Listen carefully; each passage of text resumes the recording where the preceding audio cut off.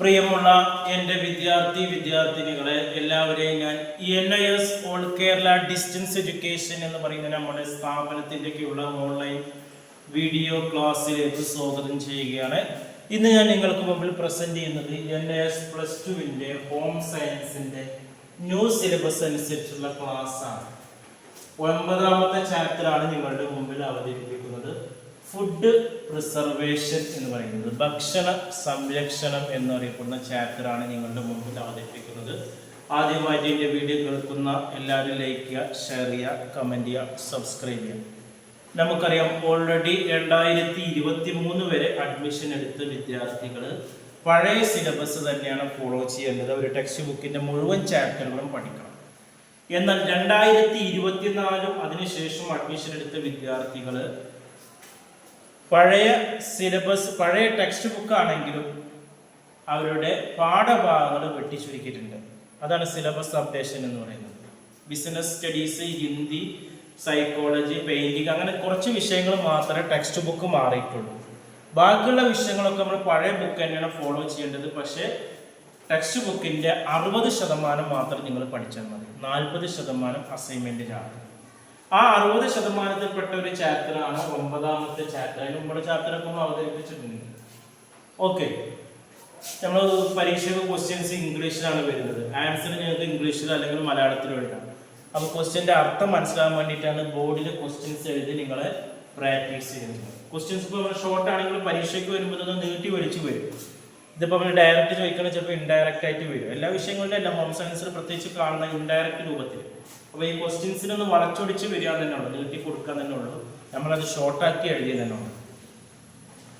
9ാമത്തെ chapter ചെറിയ ചാപ്റ്ററാണ്. ഏകദേശം ഒരു 5 ക്വസ്റ്റ്യൻസ് മാത്രമേ ഇവിടെ പറയുന്നുള്ളൂ. 2 മാർക്കും 3 മാർക്കും 5 മാർക്കും.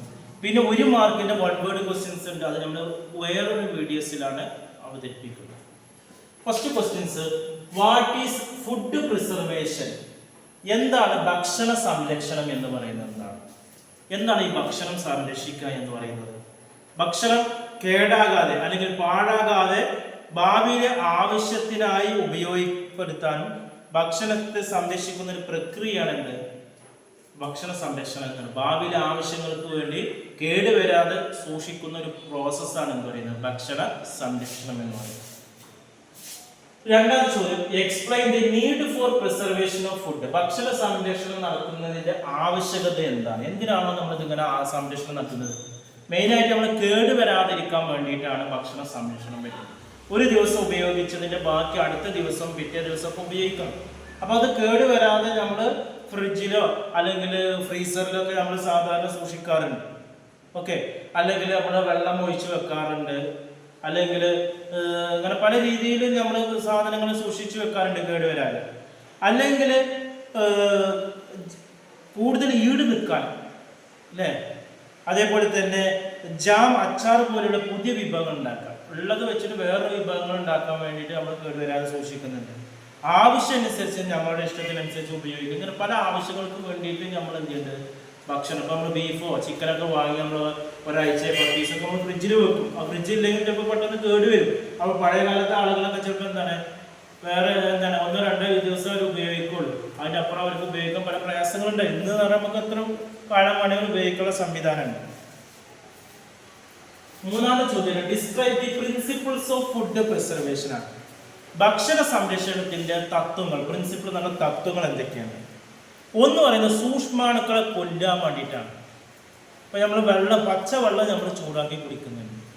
അതിലും നമ്മൾ കണ്ണുകൊണ്ട് കാണാൻ പറ്റാത്ത മൈക്രോസ്കോപ്പ് കൊണ്ട് വെച്ച് നോക്കിയാൽ കാണുന്ന ലക്ഷക്കണക്കിന് സൂക്ഷ്മജീവികൾ പച്ചവെള്ളത്തിലുണ്ടാവും. അതാണ് വെള്ളം ചൂടാക്കി നമ്മൾ കുടിക്കുന്നത്. ആ സൂക്ഷ്മാണുക്കളെ നശിപ്പിക്കുന്നുണ്ട്.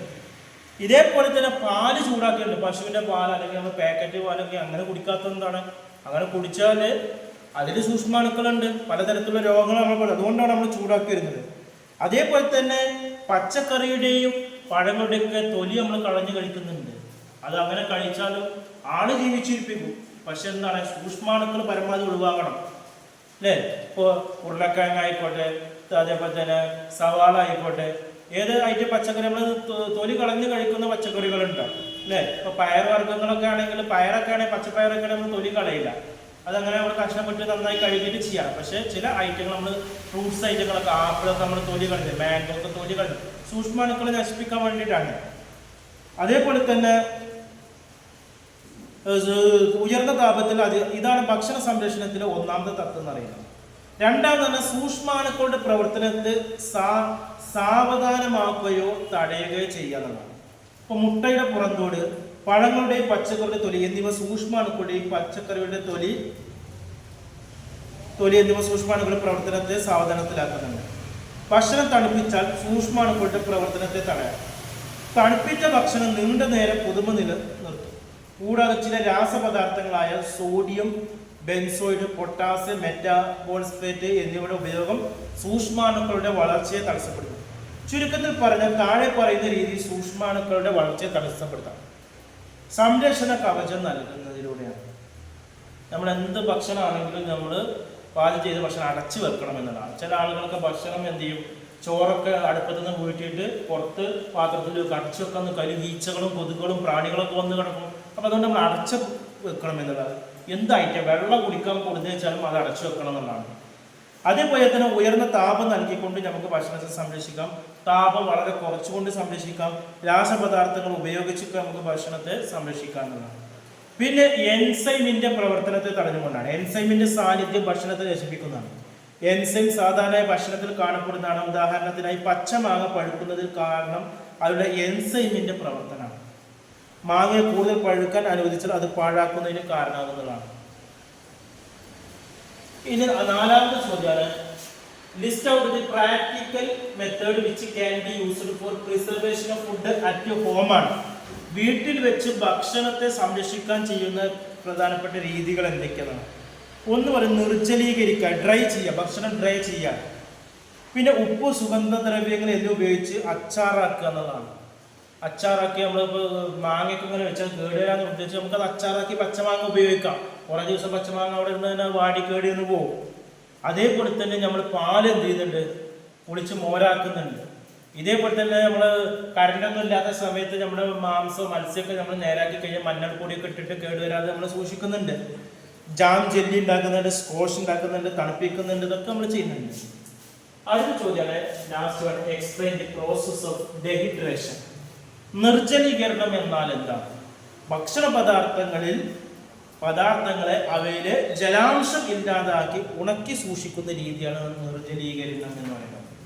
അപ്പോൾ അവിടെ മുന്തിരിങ്ങയൊക്കെ ഉണ്ടാവില്ലേ, ഉണക്ക മുന്തിരിങ്ങ ആക്കി ഉപയോഗിക്കൂലേ, അപ്പം അതിൻ്റെ വെള്ളം പറ്റിയതാകണം. ഇങ്ങനെ നിർജ്ജലീകരിക്കുന്ന ഒരുപാട് വസ്തുക്കൾ നമ്മൾ ജീവിതത്തിലുണ്ട്. ഓക്കെ, ഇത്രയാണ് നമ്മളെ ചാപ്റ്ററിൽ വരുന്നത്. ഇതിൽ വരുന്ന 1 വേർഡ് ക്വസ്റ്റ്യൻസ് അടുത്ത വീഡിയോയിലുണ്ടാവും. NSന്റെ SSLC +2 എല്ലാ വിഷയങ്ങളുടെ ക്ലാസ്സുകളും അഡ്മിഷൻ ഇന്ത്യയിലെ മുഴുവൻ സ്റ്റേറ്റുകളിലും നമ്മുടെ സ്ഥാപനത്തിൻ്റെ കീഴിൽ ഓൺലൈൻ അഡ്മിഷൻ നൽകുന്നുണ്ട്. നിങ്ങളുടെ ജില്ലയിൽ തന്നെ പരീക്ഷ എഴുതാനുള്ള സംവിധാനമുണ്ട്. ആഴ്ചയിൽ 6 ദിവസത്തെ ഓൺലൈൻ ക്ലാസ്സുകൾ നൽകുന്നുണ്ട്. 1 മാസമുണ്ട്, 2 മാസമുണ്ട്, 3 മാസമുണ്ട്, 6 മാസമുണ്ട്. നിങ്ങൾക്ക് SSLC +2 കരസ്ഥമാക്കാം. വിവിധ യൂണിവേഴ്സിറ്റികളുടെ ഡിഗ്രി PG അഡ്മിഷനുകൾ നമ്മുടെ സ്ഥാപനത്തിൽ കൊടുക്കുന്നുണ്ട്. കൂടുതൽ വിവരങ്ങൾക്ക് കോൺടാക്ട് ചെയ്യേണ്ട നമ്പർ എൻ്റെ ചാനലിൻ്റെ ഡിസ്ക്രിപ്ഷൻ ബോക്സിലുണ്ട്. അതിൽ നിങ്ങൾ കോൺടാക്ട് ചെയ്യുക 9037114679. Okay, thank you.